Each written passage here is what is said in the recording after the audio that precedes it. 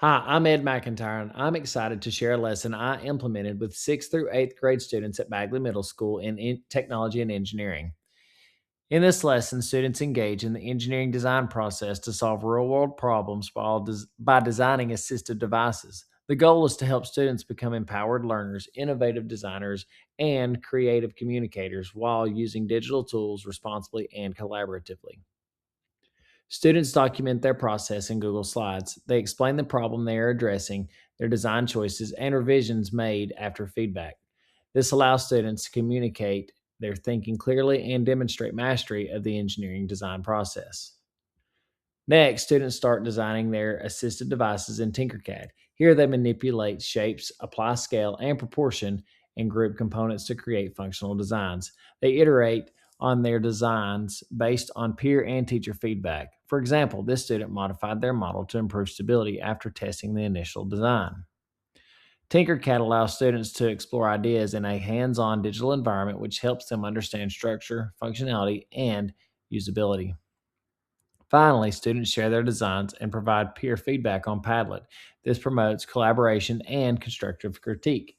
Students comment on what works well and suggest improvements, which supports iterative design and reflection. This lesson takes place over five 60-minute class periods. Students begin by identifying a real world problem they want to solve.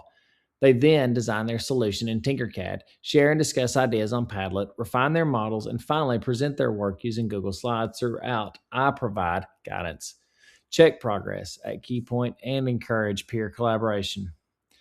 Challenges like navigating 3D space or troubleshooting technical issues are addressed through step by step guides and mini lessons and peer support. Students generally found the lesson meaningful, particularly when they could see their ideas come to life digitally. Some challenges, including varying experience with Tinkercad, occasional technical issues, and managing open ended tasks. These were addressed by providing templates, tutorials, and structured checkpoints. Opportunities included co learning with students, increased engagement, and fostering creativity and problem solving skills. If I had more time, I would allow multiple design iterations and potentially 3D print models for real world testing. I would also add mini lessons for advanced Tinkercad features and more structured reflection points to deepen learning.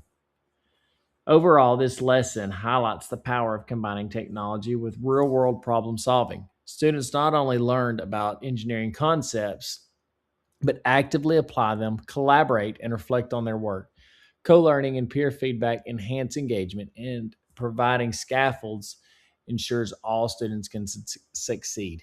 For teachers implementing this lesson, I recommend planning for flexibility, allowing exploration, and encouraging peer collaboration. This approach leads to meaningful experiences and lasting skills development.